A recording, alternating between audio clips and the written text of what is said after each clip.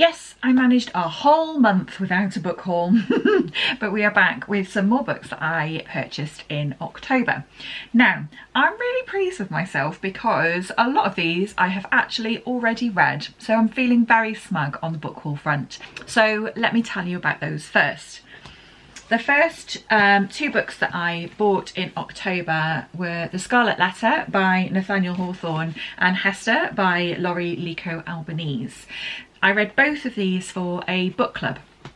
So The Scarlet Letter was written in Victorian times, I think, by Nathaniel Hawthorne. So it's set in 17th century New England in America. We start the book in some action where a woman is being held at a trial because she is pregnant and out of wedlock. So it turns out that our Hester, our main character, has moved over from the UK ahead of her husband, who hasn't yet arrived, and whilst she was waiting for her husband to arrive has become pregnant. And so the religious and community leaders are basically persecuting her and demanding to know who the father of her child is, and she refuses to give up his identity. And then this follows the rest of her life. Now, despite the fact that we start in some action, I found this book really quite boring in the reading. I did, on reflection, when I was reviewing it and thinking about some of the themes that came up, kind of find that a little bit more interesting to think about on reflection. But at the time of reading, I didn't particularly enjoy this one. And the other book, Hester, is based on The Scarlet Letter. So this isn't quite a modern retelling. It was quite a clever way of thinking about a retelling. So Hester tells a fictionalized, speculative version of the inspiration behind The Scarlet Letter. So Nathaniel Hawthorne, author of The Scarlet Letter, is a character in here. This is speculating as to the story that inspired The Scarlet Letter. This was an enjoyable enough read. It was a solid historical fiction novel. Our main character has synesthesia, which was a really interesting point of narrative. And it spoke to some of those themes that I enjoyed from The Scarlet Letter. So exploring the value of women's work and women's place in society, the weakness of men, and what we value as good and noble and worthy of upholding in a society. I found the pacing of this a little bit lacking.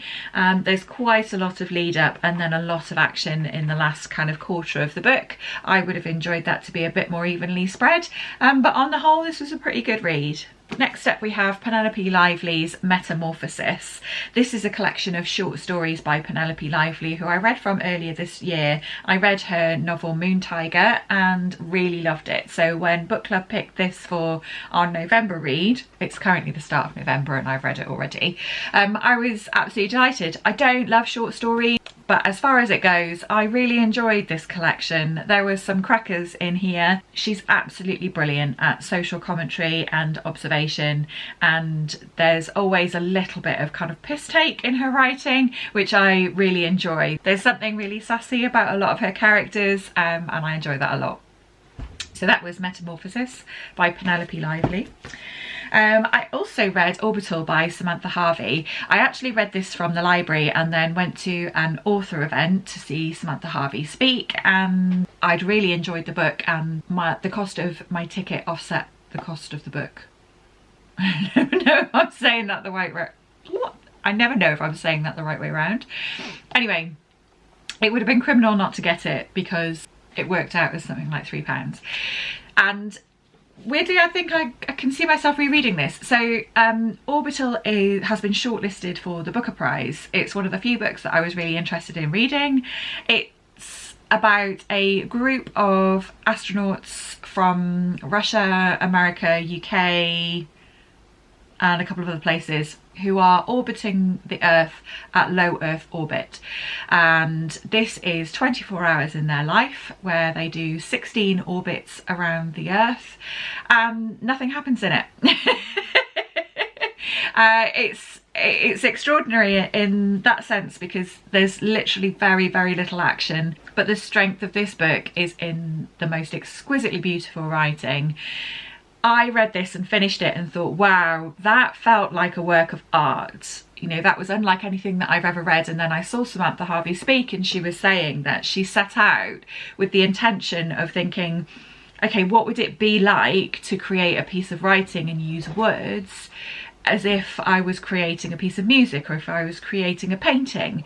And so, you know, as far as I was concerned, she absolutely nailed her intentions when she set out, because that's exactly how I felt when I finished reading this. I found it really meditative in the reading, and I could see myself kind of just reading it over and over again. You don't need to know where you are in the plot to really enjoy the really stunning writing. So that was Orbital by Samantha Harvey. And last but not least of the books that I have read is Horrorstor by Grady Hendrix. I joined in with the FOMO book club this month. I've never done that before, but they were reading Horrorstor, which I was really tempted to pick up, and I've enjoyed Grady Hendrix's books, the ones that I've read so far anyway. So it was a great excuse, and I really enjoyed my reading and I really enjoyed the discussion. I'll try to remember to link the recording of that down below. So Horrorstor is a really unique book. I don't usually like reading horror, but Grady Hendrix is my exception. I find his writing to be really fun and camp and doesn't take itself too seriously, and is usually set in really fun places like, you know, the 80s, or in this case, an IKEA. It's not an IKEA, but it's basically IKEA. So what is it about? It's a ghost story, basically. So we have a group of people working in a shop that is very, very similar to IKEA. And they come into work one morning and discover some weird stuff has been going on overnight. And so to try to solve the mystery of who's doing that, a few of them decide to stay overnight and do patrols around to see if they can find who's been sneaking in or what's going on. And of course it turns out that actually the problem is that the place is haunted. It was a really rip-roaring good time. It's a very pacey, quick read. The formatting of this book is absolutely brilliant. So as you can see, it's an unusual size and it's set out and designed to look like a catalogue. So at the front you've got your kind of like usual pages that would make it look like a catalogue, and then at the start of every chapter you have what looks like a piece of furniture, and then there's another one.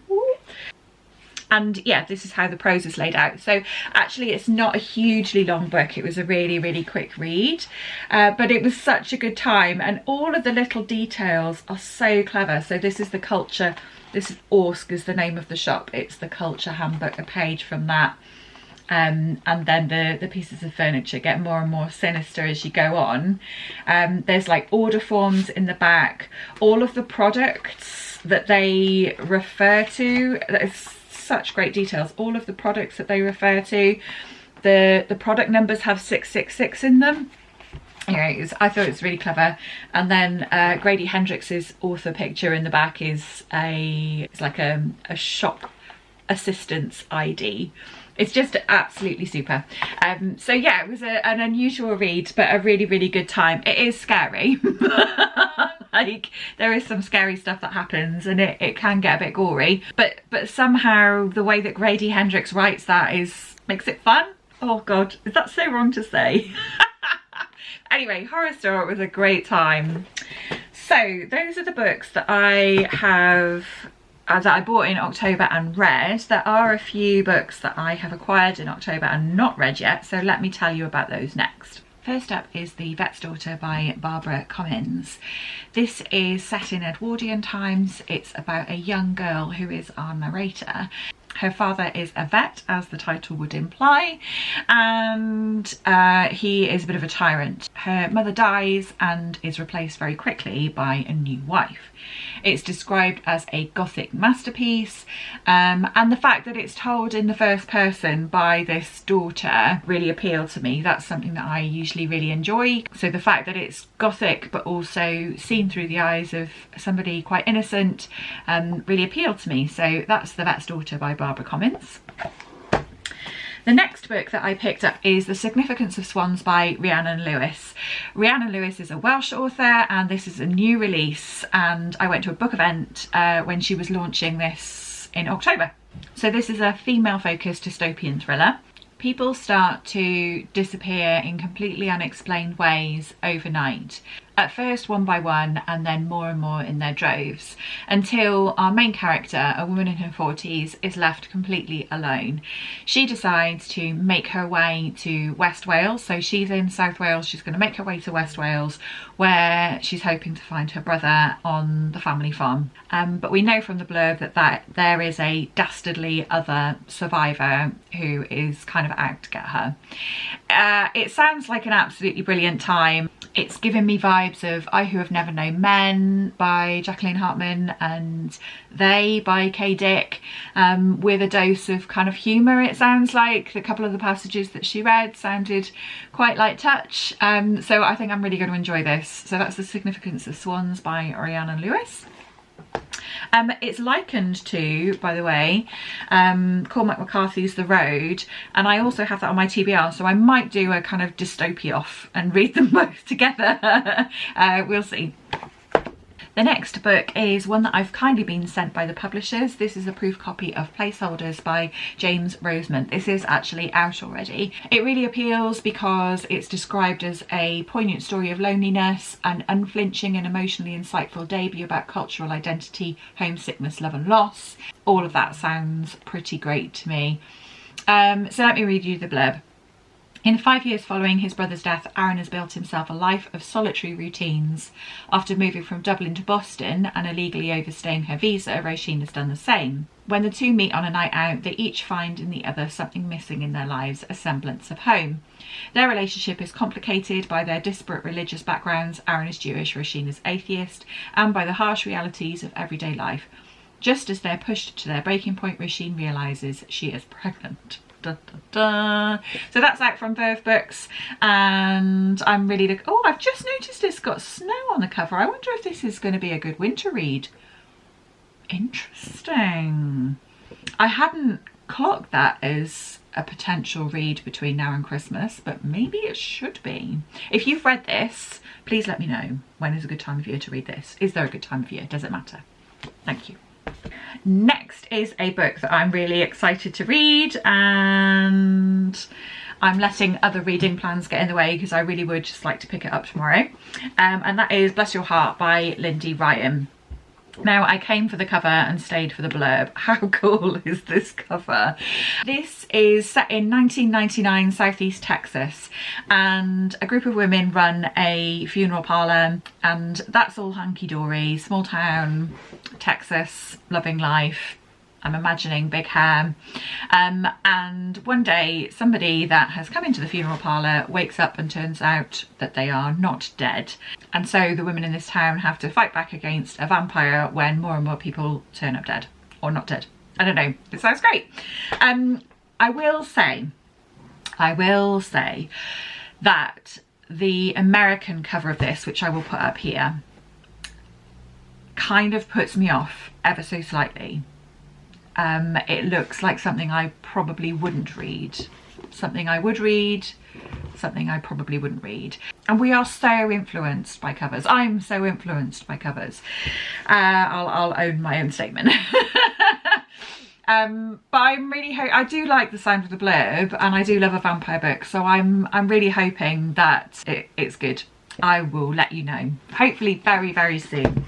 Next up, I picked up The Future by Adam Thirwell. I bought this in a local bookshop on Bookshop Day, whenever that was, in October, because I like the sound. Again, I quite like the cover, but also like the sound of the blurb. So, what does it say? Because I don't remember. Paris, 1775. Celine's husband is mostly absent. Her parents are elsewhere. She exists in a world of decadence and saturation, of lavish parties and private salons, of tulle and satin and sex and violence. Meanwhile, men are inventing stories about her affairs, her desires and addictions. To survive, Celine and her friends must band together in search of justice, truth and beauty. It's fantastical, funny and blindingly brilliant. The Future follows one woman on an urgently contemporary quest to clear her name and change the world. I think that sounds absolutely brilliant. Ooh. Oh, that's interesting. Okay, so I've just flicked to a page. So this is set in 1775, and this bit of prose is, or get yourself off the list if you want to stay, said Jacob. The fuck do I care? Just get yourself erased. Okay, interesting. That sounds like quite contemporary language. Let's see how I get on with that. And the last but not least book is This Is How You Lose the Time War by Max Gladstone. I picked this up because Lit Laugh Love, who I follow on Instagram, is hosting a read along of this on Fable. Their book club is called Read with Pride. And yeah, I really like their account. I'm trying to get involved in more kind of like read along, so I did the FOMO book club last month. Thought it'd be fun to try something different this month, and this book was on my wish list. So, among the ashes of a dying world, an agent of the Commandant finds a letter. It reads, "Burn before reading." Red and blue, two rival agents hell-bent on securing the best possible future for their warring factions, strike up an unlikely correspondence. But what started as a taunt, a battlefield boast, grows into something more, something epic and romantic, something that could change the past and the future. The discovery of their bond will mean their deaths. There's still a war going on, and someone has to win that war. That's how it works, right? Yeah, it's co-written, sorry, so this is by Amal El-Mohtar and Max Gladstone. I'm always really curious about books that are co-written. I would really struggle to do that. And a lot of translators work in pairs, don't they? Quite often married couples will do translating work. I find that really fascinating. Like, what do you do when you disagree? Yeah, so that's the last book on my list. I think that's a modest haul, and like I say, I'm really pleased with myself that I have already read mostly like half of those. I don't know, I'm not counting, but that's not too bad. I am acutely conscious that my physical TBR is out of control. I did quite a lot of work last year to bring that under control, and then I went to a book event in January where we got given really generously lots of free books, and then everything kind of just exploded. And now at the end of the year, if you watched my What This Week last week, you will see that my mum really kindly gave me the most incredible present, which is an advent calendar of books, which is very exciting, but is also going to make my physical TBR explode. So I'm conscious that that needs to kind of come under control. I don't have a huge problem with having a big TBR per se, but I do find that when I've got too many books on my TBR, I have this kind of like push-pull of like wanting to read some new releases that I'm excited about when they come out, but also feeling guilty about just how many books I actually have. Like, spending money on new books feels really bonkers when you have so many to choose from at home.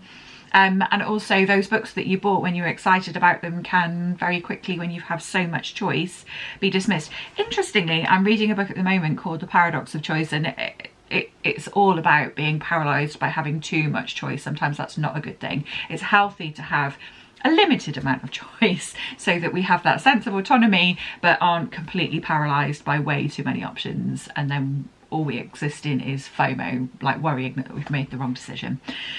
Anyway, that's an aside. So last year I had a bit of a rule where I could only buy books if I'd read so many books on my physical TBR, just so that I kept that balance in check, and I think that rule is going to have to come back into play. That doesn't mean I'm not going on a book buying ban, because that just wouldn't suit me. Well, not yet anyway. We could get to that point. But please encourage me on my non-book buying by commenting below on my book haul. Yeah, so that's it. Thank you so much for watching. Thank you for being here, and I will see you again in the next video.